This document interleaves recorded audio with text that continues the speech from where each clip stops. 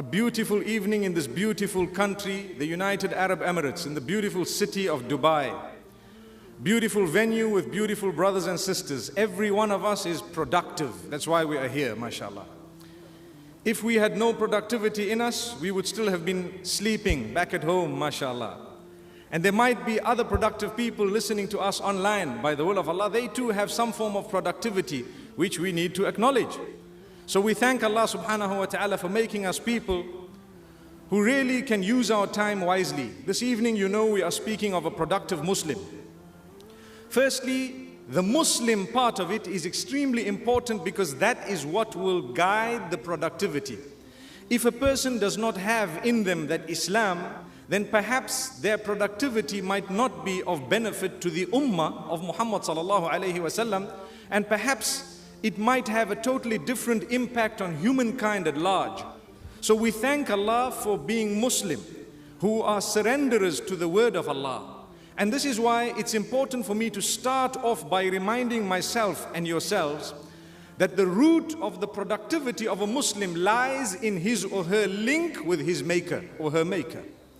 If you have no link with Allah subhanahu wa ta'ala, how do you expect that productivity of yours or the capacity, the ability that Allah has given you to be used in the right channel?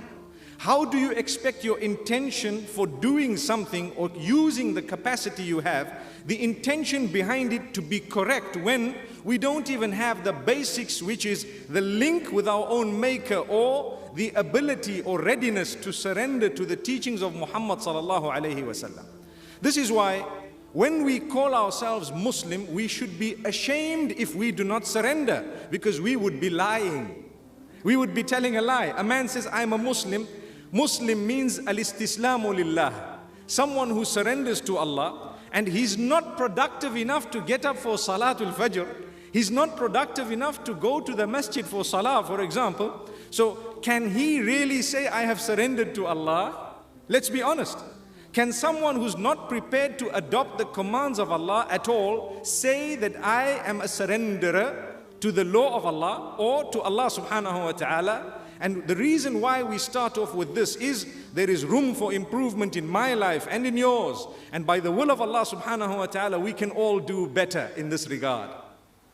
Every one of us, no matter how close we seem we are to Allah subhanahu wa ta'ala, we can become even closer. And the beauty of Allah subhanahu wa ta'ala is, He says to us in a hadith Qudsi, whoever comes to me a handspan, I come to him an entire foot. Whoever comes to me walking, I come to him rushing, and so on. This is because whatever you have used your energies towards, normally you achieve a result. And if you use it towards going to Allah, you will achieve such a great result that your maker will come closer to you than your attempt to get close to him. So what you need and I need is the attempt, the correct attempt by the will of Allah subhanahu wa ta'ala. And we need to fulfill that. So we ask the Almighty subhanahu wa ta'ala to make us people who can develop this link at all times. A very important point also is the link we have with Allah is always polished up through tawbah, through repentance. We as human beings, we falter, we err, we make mistakes. We say things sometimes that we may not be proud of, or we do things that we believe we could have done better. So a way to gain closeness to Allah subhanahu wa ta'ala is that each one of us needs to constantly repent or ask His forgiveness, not just thinking that I did not commit a major sin, so I don't need to repent, but repenting and asking Allah forgiveness for that which we know and that which we don't know. Believe me, it increases the link with Allah, and therefore it makes us utilize the energies we have been given by Allah, the capacities, the different gifts that we have been granted by Allah. It makes us utilize them in a way that we become of benefit to all those around us in a beautiful way.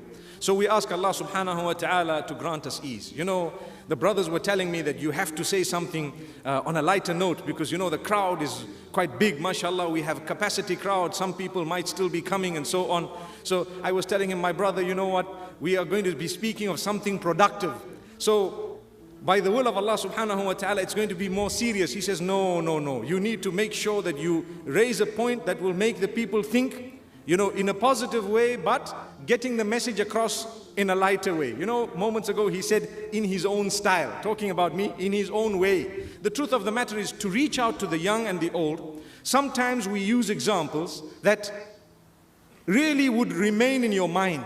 And that example that remains in your mind, the point that is derived from it is what is of essence. So let me give you a quick example, productivity. Because I started off by telling you that if a person cannot come for salah, can he then claim the link with Allah subhanahu wa ta'ala, say he is a surrenderer? The most productive thing you could ever do is to worship Allah. The most productive thing you could ever do is to fulfill your salah on time. It is an automatic way of making you a professional leader. You have the time management close at hand, done automatically by your maker. Before sunrise you are up. So your laziness is out, because laziness and productivity do not come together. Laziness and productivity will definitely never see eye to eye. So if a person cannot give up his laziness or hers, with the bare minimum of fulfilling salah or fulfilling the duty to Allah subhanahu wa ta'ala, then what does he or she expect? So let's get to the story of a man, and it's a true story. This man comes in for Salatul Fajr after he heard a powerful talk of someone, and he felt, let me get to salah at least. So he got up early in the morning. Inshallah, I hope we all get up early morning tomorrow and we will be there for Salatul Fajr. Will we? Brilliant, inshallah. May Allah make it easy for us. Remember, don't just say inshallah. Sometimes when someone tells you, are you coming tomorrow? They say inshallah. Inshallah means, I'll see about it. Don't do that. Say, yes, inshallah. By the will of Allah, we will be there, and make an effort to get there. May Allah subhanahu wa ta'ala grant us ease. A point that came to mind, this evening people gathered here from 6 o'clock, yet the talk was scheduled for 7:30 for 8. Do you know that? And this talk is not as important as your Salatul Fajr. That's what I want to raise to you. Salatul Fajr is far more valuable, but this is also important because it will motivate you by the will of Allah subhanahu wa ta'ala. The point being raised is, can't we get to salah 5 minutes before the adhan, or 5 minutes before the jama'ah, before the congregational prayer? Why is it that we are rushing late, even though we might be people who go for salah, but our productivity is on a negative because we are rushing every time? If you look back, you'll see the same people who are late. They are the late for all these salawat. May Allah subhanahu wa ta'ala not make us from those, and may He not make us from those who turn around to watch who's late. You might say, how do you know? Well, subhanallah, by the will of Allah subhanahu wa ta'ala. So this young man comes up for Salatul Fajr, and the Imam is reading Surah Al-Baqarah. Now Surah Al-Baqarah, what is the meaning of Baqarah? The cow. And he's reading a long surah, and this young man is standing behind, and he's waiting, and he's listening, and he doesn't understand much. And this is why part of productivity is to make sure you understand the word of Allah. Part of productivity is to make sure you understand the will of Allah. Go and get it. We need to be go-getters. That's a word that is used nowadays. You go and get it. You make sure you do not sit back. You need to be a go-getter if you'd like to achieve.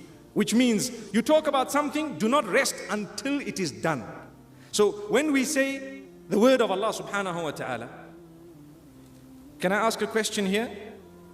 How many of us have read the meanings of the Quran in a language we understand from cover to cover? Please put up your hand. We can do better, can't we? We can do better. The word of your maker, the one who made you, he gave you such a beautiful life. He gave you such brilliant weather in such a lovely country, so beautiful family members, and so much of wealth, and so much of food, and so on. And you have not yet read why he made you from his own kalam, from his own word. Surely we can do better. And by the will of Allah subhanahu wa ta'ala, don't just nod your head. We need to say, yes, tonight I'm going to get a Quran, whether it's the Sahih International, which is the simplest English translation you can ever read, or another book of tafsir and so on, and I'm going to start today reading one ayah, one verse or 2 verses a day. If you do that, you will complete at least. That's a bare minimum. If you don't, this is what happens. You come for salah, the Imam is reading some beautiful verses. أَلَمْ يَأْنِ لِلَّذِينَ آمَنُوا أَن تَخْشَعَ قُلُوبُهُمْ لِذِكْرِ اللَّهِ وَمَا نَزَلَ مِنَ الْحَقِّ What a powerful reminder where Allah is saying, has the time not come for the believers, for their hearts to soften up towards the remembrance of Allah subhanahu wa ta'ala and what was revealed from the truth? And yet we don't know what it means. So we're busy saying, when is this Imam going to finish? Wallahi, it's a reality. When is this Imam going to finish? But that's the word of Allah. What an insult. What an insult. It is more beautiful than my word and yours. I can never ever think that of the word of Allah. The problem is I don't know the meaning. I have not made an effort to learn the meaning. So this man comes and he's listening to Surah Al-Baqarah in Salatul Fajr, and he really feels this is taking so long. And this is one of my first salawat. May Allah protect us all. Grant us goodness. So after the salah, he nudges the brother next to him. He says, hey, that was long. What surah was this, man? Meaning, what did the Imam read? He says, this was Surah Al-Baqarah. It is known as the cow. It is the longest surah in the Quran. Wow. So this young man says, okay. So now when I come for salah, I'm going to have to ask which surah is being read before I join. Look at this. Where is the productivity? If we are not productive, we lose completely. So the man arrives at Salatul Maghrib and the Imam starts, Alam tara kayfa fa'ala rabbuka bi ashabil fil. You know the meaning of that surah? So he asks the brother, hey, what surah is this? He says, it is the elephant. He says, whoa, if Baqarah was so big, I'm going away. Allahu Akbar. Baqarah was such a long surah, fil must be up. So he says, brother, this is your negative thought. This is one of the shortest surahs in the Quran. So the point being raised here is, how can we be productive when firstly, we treat the salah, which is the most important link between us and Allah, with so much of negativity. And secondly, we come to the wrong conclusions based on the wrong principle we have in life. So if you have a wrong principle in life, and if you are living only for the sake of this life, you will never be able to be productive as a Muslim. You might be productive in the world, you've achieved so much, but you forgot to produce for your akhirah.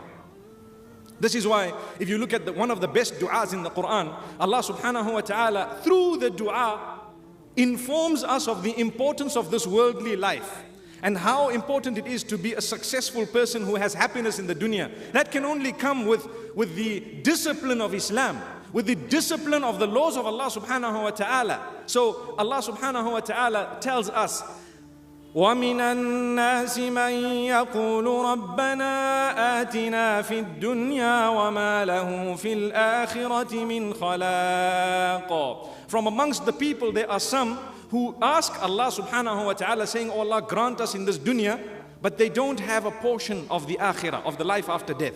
Grant us in this world. They only make dua for this world. Ya Allah, I need the job. Ya Allah, I need the health. Ya Allah, I need the wealth. Ya Allah, I need a spouse. Ya Allah, I need this, I need a car, I need a house, I need an increase, I need a salary, I need what? I need good health and so on.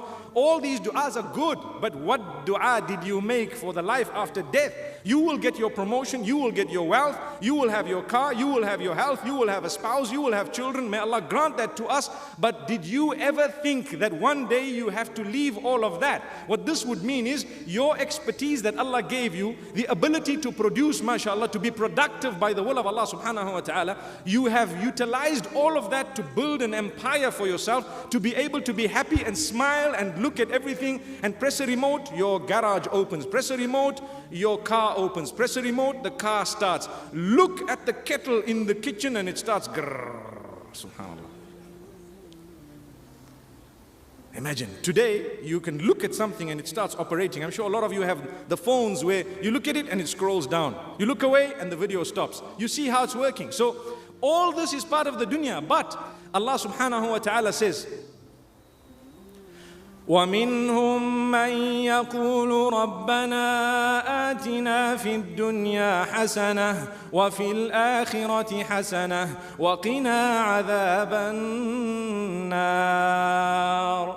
From amongst them there are those who rightly call out to Allah saying, oh Allah, grant us the goodness in the dunya. Goodness meaning the success and the happiness and all that which comes with this beautiful world that Allah has created for us. Grant us the success in the dunya and grant us the goodness of the life after death as well. So it is a balance. And on top of that, another dua to say, and save us from the punishment of the fire. So we believe That is why we say, save us from the punishment of the fire. There are people out there who do not believe in the life after death. They do not believe that there will be Jannah or Jahannam, paradise or hellfire. So they do not ask Allah for paradise, nor do they ask Allah for protection from hellfire, because they don't believe. And sometimes we believe, but we forget to ask Allah subhanahu wa ta'ala. You know, when you have a beautiful vehicle or a car or a house or anything of that nature, conveyance, something nice, a watch, or perhaps a mobile phone, anything, ask Allah, Ya Allah, grant me Jannah. Ya Allah, grant me paradise. Ya Allah, this thing here is temporary. This apparatus, this tool I have is your gift to me to facilitate the short life that I have in this world. Yes, I will contribute as best as I can for the rest of humanity to be able to live a comfortable life, but with the obedience of Allah subhanahu wa ta'ala. But Ya Allah, grant me paradise so that I can enjoy whatever is there in the paradise. May Allah grant it to us.